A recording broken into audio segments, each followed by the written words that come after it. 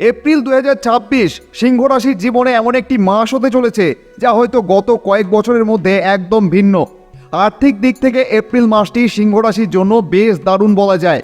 একাদশ ঘরে দেবগুরু বৃহস্পতির অবস্থানের ফলে আয়ের নতুন উৎস তৈরি হবে, অথবা যেখান থেকে আয় আসছে সেখানে আয় কিছুটা বাড়তে পারে। ফলে আশা করা যায় যে কিছু ইনক্রিমেন্ট হবে। মাসের শেষ 10 দিন শুক্রের প্রভাবে বিলাসবহুল কোনো বস্তু বা সম্পত্তি থেকে লাভবান হতে পারেন।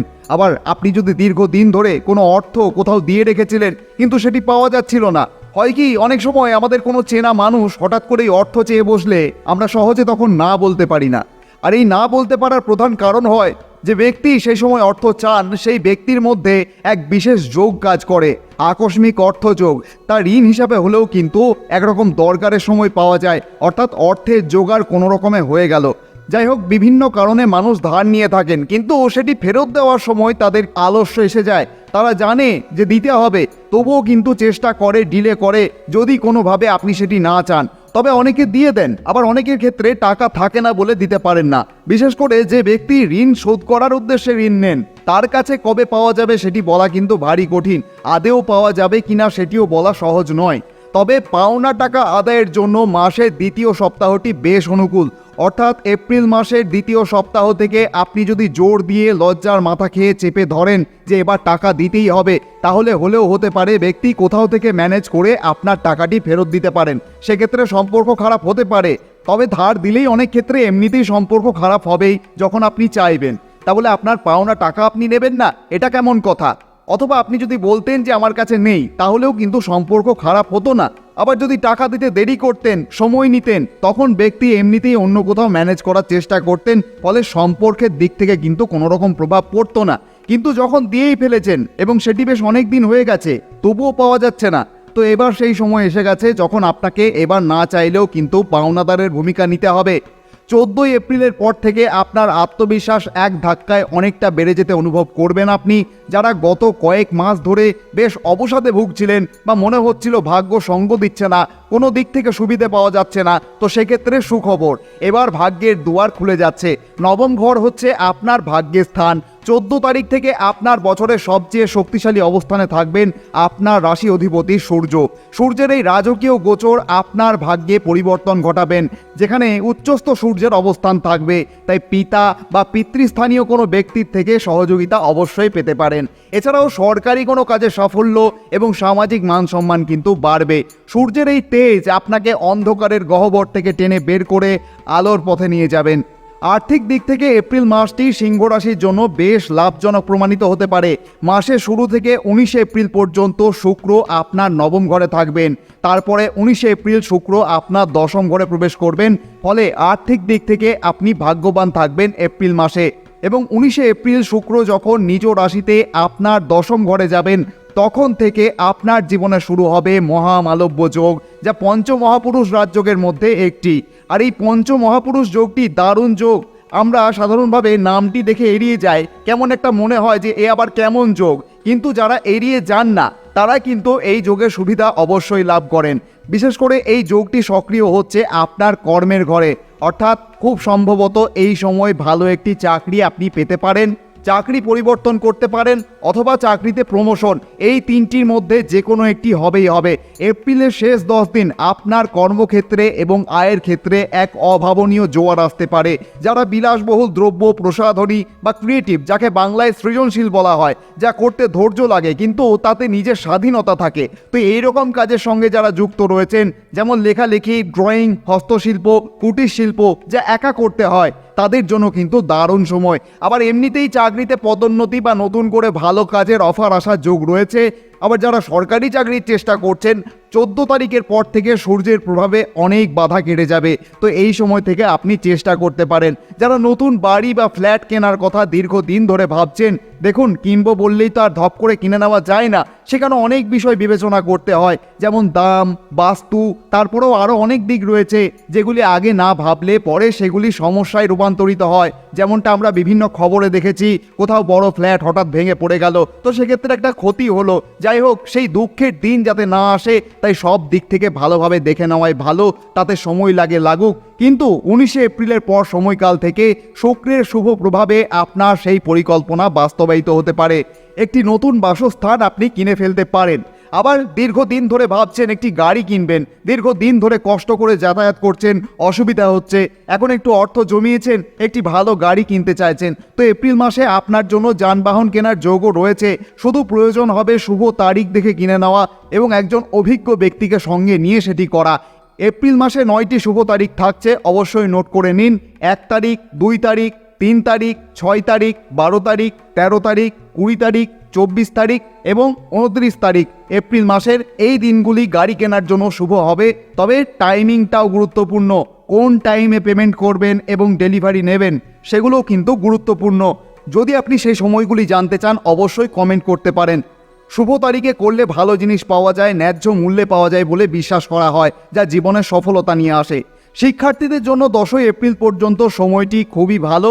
তারপরে বুধ যখন আপনার অষ্টম ঘরে নিচস্থ হবেন তখন পড়াশোনায় মন সেরকমভাবে নাও বসতে পারে। তবে দেবগুরু বৃহস্পতি আপনার একাদশ ঘরে মার্গী অবস্থায় থাকায় কোনো বড় ক্ষতি হবে না, বরং উচ্চশিক্ষার সুযোগ আসবে। শিক্ষার্থীদের জন্য এপ্রিল মাসটি একটু চ্যালেঞ্জিং হতে পারে, কিন্তু সম্ভাবনাও থাকছে অত্যন্ত। মাসের প্রথম 10 দিন বুধের অনুকূল প্রভাবে পড়াশোনায় ভালো মন বসবে। যারা প্রতিযোগিতামূলক পরীক্ষার প্রস্তুতি নিচ্ছেন তাদের জন্য কিন্তু এই সময়টি সেরা। যারা বিদেশে বা অন্যত্র দূরে কোথাও পড়তে যাওয়ার চেষ্টা করছেন তারা 15ই এপ্রিলের পর আবেদন করলে সফল হওয়ার সম্ভাবনা প্রবল থাকবে। দাম্পত্য জীবনে রাহুর প্রভাবে মাঝে মধ্যে তর্ক হতে পারে, এগুলি সাধারণ বিষয়। একটু মানিয়ে গুছিয়ে থাকতে হবে, প্রয়োজনে রাগ ভাঙাতে হবে। জীবনসঙ্গীর স্বাস্থ্যের দিকেও নজর দিতে হবে, একে অপরকে বোঝার চেষ্টা করতে হবে। মনে রাখবেন, শান্ত মাথায় আলোচনা করলে যে কোনো বড় সমস্যা মিটিয়ে নেওয়া সম্ভব। সিংহ রাশি জাতক জাতিকাদের জন্য এপ্রিল মাসের স্বাস্থ্য ভাবটা কিছুটা সাধারণ।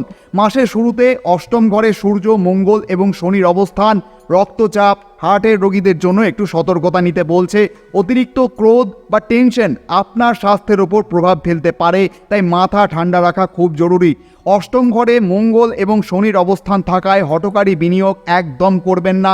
বিশেষ করে 10ই এপ্রিল যখন বুধ অষ্টম ঘরে প্রবেশ করবেন তখন ভুল সিদ্ধান্তের কারণে বড় অঙ্কের টাকা বেরিয়ে যেতে পারে, তাই অবশ্যই এই দিকটি খেয়াল রাখবেন। কোনো হঠকারী বিনিয়োগে যাবেন না। আবার সেই সঙ্গেই কোনো রকম কাগজে সই করার আগে বা কাউকে টাকা ধার দেওয়ার আগেও কিন্তু 2 বার ভাববেন। সঞ্চয়ের দিকে নজর দিন, কারণ বর্তমান যুগে অর্থই আপনার সবচাইতে বড় শক্তি। 19শে এপ্রিল আপনার 10ম ঘরে শুক্রের মালব্য যোগ তৈরি হচ্ছে, যা আপনার কর্মক্ষেত্রে আপনার প্রভাব প্রতিপত্তি বহুগুণ বাড়িয়ে দেবে, যা আমরা আগেই বলেছি। ব্যবসায়ীদের জন্য মাসের শেষার্ধ অত্যন্ত লাভজনক। তবে অংশীদারিত্বের ব্যবসার ক্ষেত্রে রাহু 7ম ঘরে অবস্থান আপনার অংশীদারের সাথে ভুল বোঝাবুঝি হতে পারে। কোনো বড় বিনিয়োগ করার আগে অভিজ্ঞ কারোর পরামর্শ অবশ্যই নেবেন। এমনিতেই 5ই ডিসেম্বর 2026 পর্যন্ত নতুন করে কোনো অংশীদারিত্বের ব্যবসা না করাই ভালো হবে আপনার জন্য। যা আগের থেকে হয়ে আছে তা ঠিক আছে, কিন্তু আমরা বলছি নতুন করে কোনো ফ্র্যাঞ্চাইজি বা সাব এজেন্ট বা এই ধরনের কোনো ব্যবসা না করাই আপনার জন্য বেটার হবে, বরং নিজে করলে ভালো, সেখানে অর্থের খরচও কম হবে। আপনার 7ম ঘরে অর্থাৎ পার্টনারশিপের ঘরে রাহু বসে আছে। রাহু এখানে আপনার ব্যবসার পরিধি বাড়াতে সাহায্য করবে ঠিকই, কিন্তু পার্টনার বা ব্যবসায়িক সহযোগীদের সঙ্গে ভুল বোঝাবুঝি তৈরি করতে পারে। এই জন্য বলা হচ্ছে এপ্রিল মাসে আপনার শত্রুরা একটু সক্রিয় হতে পারে, কারণ উন্নতি যোগ আছে। উন্নতি হলেই কিছু মানুষ এমন থাকে তাদের সেই উন্নতি আবার সহ্য হয় না। তো আগের থেকেই নিজেকে সেফগার্ড করুন, অন্যকে নিজের পরিকল্পনা সম্পর্কে অবগত করবেন না। আপনার সাহস বা সিংহের গর্জন তাদের দমিত করে রাখবে। তাই মাঝে মধ্যে নিজের ক্রোধকেও কাজে লাগাতে হবে। নিজে ক্রোধ করলে হবে না, সেই বিস্ফোরণ সঠিক জায়গায় দিতে হবে। নিজের মাথা ঠান্ডা রেখেও কিন্তু রাগ প্রদর্শন করা যায়। সিংহ রাশির জাতক জাতিকারা খুবই উদার হন, কিন্তু এই মাসে আপনাকে চিনতে হবে যে কে আপনার আসল বন্ধু। যারা বিপদে আপনার পাশে থাকেন তারাই কিন্তু আপনার শক্তি। যারা শুধু মুখে বড় বড় কথা বলেন কিন্তু কাজের সময় নেই, তাদেরকে এই মাসে জীবন থেকে ছেঁটে ফেলুন। এই মাসে সিংহের তেজ আর সাহসের পরীক্ষা নেওয়ার জন্য গ্রহরা এক বিশেষ জাল বুনেছে। এই মাসটি সবার জন্য এক হবে তা কিন্তু একদম না। যে যে ক্ষেত্রে আছেন সব নিজের নিজের পরিস্থিতির ওপর কিন্তু প্রভাব পড়বে। ব্যয়ের দিকটা অবশ্যই খেয়াল রাখবেন। অপ্রয়োজনীয় বিলাসিতা বা লোক দেখানো খরচ একদম করবেন না এই মাসে, তাতে বিশেষ কোনো লাভ নেই। যত যাই করেন ভুলে যাবে। বর্তমান সময়ে সঞ্চয়ই আপনার আসল বন্ধু। পাওনা টাকা আদায়ের জন্য মাসের দ্বিতীয় ভাগটি অনুকূল। আগেই বলেছি, যারা অলসভাবে দিন কাটাতে চান তাদের জন্য সময়টা কিছুটা কঠিন, কিন্তু যারা পরিশ্রমী এবং লড়াকু তাদের জন্য এই মাসটি কিন্তু জ্যাকপট হতে পারে।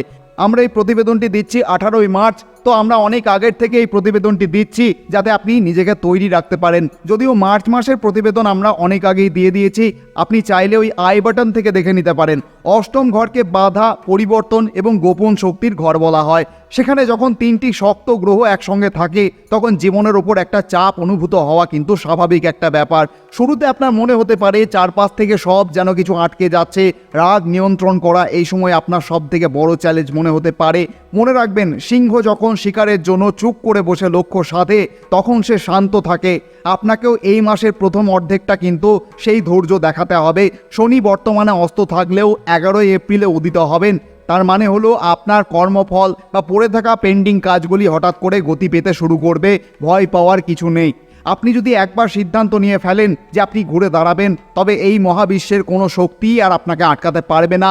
11 এপ্রিল শনি উদিত হওয়ার পর আপনার আগে যদি কোনো ব্যথা ছিল তা একটু থাকতে পারে, তবে 14ই এপ্রিল সূর্য রাশি পরিবর্তন করলেই কিন্তু এগুলির থেকে স্বস্তি মিলবে। এপ্রিল মাসে বাইরের ভাজাভুজি খাবার একদম এড়িয়ে চলুন। রাস্তাঘাটে চলাফেরার সময় বাড়তি সতর্কতা অবলম্বন প্রয়োজন। বিশেষ করে পেটের দিক থেকে একটু খেয়াল রাখতে হবে। অষ্টম ঘরে শনি মঙ্গলের অবস্থানের কারণে গাড়ি চালানোর সময়, রাস্তা পার হওয়ার সময় অত্যন্ত সতর্ক থাকতে হবে। গাড়ির স্পিড অবশ্যই কম রাখবেন।